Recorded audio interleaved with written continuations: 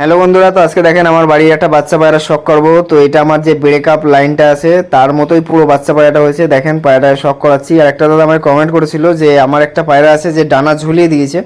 তো ডানা ঝুলিয়ে দিয়েছে, পায়রাটা একটু ঝিমিয়েও গেছে। তো এগুলো কিসের জন্য হয়? এগুলো হলো পায়রাকে যদি আপনি কৃমি না করান তাহলে কিন্তু অনেক দিন ধরে ফেলে রাখেন তাহলে কিন্তু এসব সমস্যা আসে। কারণ অতিরিক্ত কৃমি হয়ে গেলে তখন কিন্তু পায়রা ভিতর থেকে পুরো ঝাঁঝরা হয়ে যায়। তারপরেই কিন্তু পায়রা এরকম ডানা ছেড়ে দেয়, বডি ছেড়ে দেয়। আর এটা যদি আপনি পায়রা নোংরা অবস্থায় রেখে দেন তাও কিন্তু এটা হয়। তাহলে আপনারা পায়রা কী করবেন, সবসময় পরিষ্কার রাখবেন, স্নান করাবেন, একটু ভালো খাবার দেবেন, ধুয়ে খাবার খাওয়াবেন, আর পায়রাকে একটু যত্নে রাখবেন, তাহলে কিন্তু এসব সমস্যা আসবে না। তো মেন হলো কৃমি আর স্নান, এই দুটো কিন্তু আপনার শীতকাল বর্ষাকাল যে কোনো কাল হোক এই টাইমটাতে কিন্তু আপনার করাতেই হবে। আর খাবার একটু ধুয়ে খাওয়াতে হবে আর পরিষ্কার জায়গায় পায়রাকে রাখতে হবে যাতে পায়রা বেশি পায়খানা না পাড়াতে পারে, পায়রার লেজেও যেন পায়খানা বেশি না লাগে। তো একটা পায়রা আপনাদের শখ করাচ্ছি, দেখেন তো কৃমি কীভাবে করতে হয় তো সেই ভিডিও দেওয়া আছে। তো এইসব জিনিস যদি আগে থেকে না করেন তাহলে কিন্তু পরে গিয়ে পায়রাকে ঠিক করা যায় না, অনেকটা মানে দেরি হয়ে যায় পায়রাটা ঠিক করতে গেলেও। তো এই পায়রাটার চোখটা শখ করেন। এই পায়রাটাকে উড়িয়েছিলাম, 2 ঘন্টার মতো উড়েছিল। তারপরের থেকে এই পায়রাটাকে মানে মস্তি চলে এসেছিলো পায়রাটার মধ্যে। পরে বয়সের সময় উড়িয়েছিলাম পায়রাটাকে আমি। খুবই সুন্দর চোখ হয়েছে। একদিন 2.5 ঘন্টা না 2 ঘন্টার মতো লাস্ট বিকেলবেলা উড়ছিল আর নামছিল না পায়রাটা। তারপরে অনেকগুলো পায়রা ছেড়ে পায়রাটাকে নামিয়েছিলাম, তারপরে আর উড়াচ্ছিলাম, কিন্তু পায়রাটার মধ্যে অনেক মস্তি চলে এসছে। 10 পর কমপ্লিট করার পর আরেকবার উড়াবো, উড়িয়ে পাকা বানিয়ে তারপরে জোড়া দেবো পায়রাটাকে। কিন্তু এখন এতটা মস্তি চলে এসছে পায়রাটার মধ্যে, উড়াবো কী করে তাই চিন্তা ভাবনা করছি। এখন কুরুসে আছে, তাও 2-3টে পায়রা আজকে ছাড়লাম, কারণ অনেক দিন আমি পায়রা ছাড়ি না। আর সব পায়রা একদম মানে পালক ফেলে একদম ঝাঁঝরা হয়ে গেছে। তো ওর জন্য ভালো ভালো খাবার দিচ্ছি।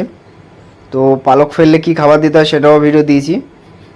আর এই দেখেন একটা পায়রা, মুন্ডু সাদার বাচ্চা, সাদা খয়েরি কালো ছিটা সব পড়ে, কারণ অন্য অন্য লাইনের সাথে জোড়া দিচ্ছি যার কারণে এরকম বাচ্চা হয়। তো এই পায়রাটা আমার মানে 4 দিন পর এসেছিলো, ছোটোবেলায় যখন সেট করেছিলাম। সেট করার সাথে সাথেই পায়রা একদম দূরে বেরিয়ে যায়, গিয়ে আর পায়রা আসে না। সেদিন থেকে 3 দিন আর পুরো দেখতেই পাইনি। 4 দিনের মাথায় বিকেলবেলা পায়রাটা একটা ভিডিও বানিয়েছিলাম, এসে দেখলাম একটা বাড়ির সামনে এসেই 1 রাউন্ড মেরে অন্য একটা তারে গিয়ে বসে পড়লো। মানে অন্য এক জায়গায় গিয়ে তারে বসে পড়ে ডাইরেক্ট রাস্তায় নেমে গেছে জল খাওয়ার জন্য। রাস্তার পাশে একটা জল ছিল অল্প জায়গায় আটকানো, তো ওখান থেকে আবার উড়িয়ে দিয়েছিলাম। মানে আমি গেছি দেখার সাথে সাথে উড়ে গেছে আমাকে। তারপরে এসে পায়রাটা বাড়িতে এসে জল খায়, এক চান্সেই নেমে গেছিলো। পায়রাটা এত দূর চলে গেছিলো যে আর বাড়ি আসতে পারছিল না, কিন্তু বেঁচে ছিল। এদিক ওদিক খেয়ে বেরিয়েছে, খেয়ে দেওয়ার পরেও কিন্তু পায়রা চলে এসছে। ওর দাদা আমার বাড়িতে অনেকক্ষণ উড়েছিল। এই হলো পায়রাটা। এ গাছে বসে অভ্যাস হয়ে গেছিলো, মানে যখনই উঠতো এদিক ওদিক গিয়ে গাছে বসতো যখন সেট হয়েছিল। এখন ভারী হয়ে গেছে পায়রাটা, পালক ফেলছে। তো এই পায়রা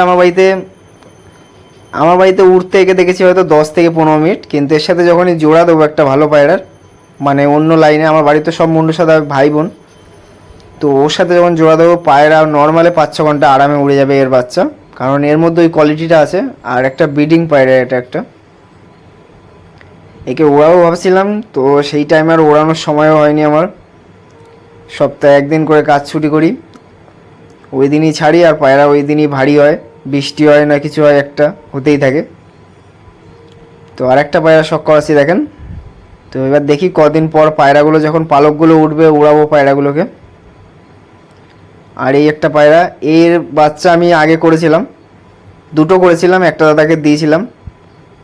এর মানে ভাই বোনগুলো ভালো উড়েছে, 5-6 ঘন্টা উড়েছিল তার বাড়ি থেকে। তো তারপরে একটা আমি রেখে দিয়েছি আর একটা আমি সেল করে দিয়েছিলাম।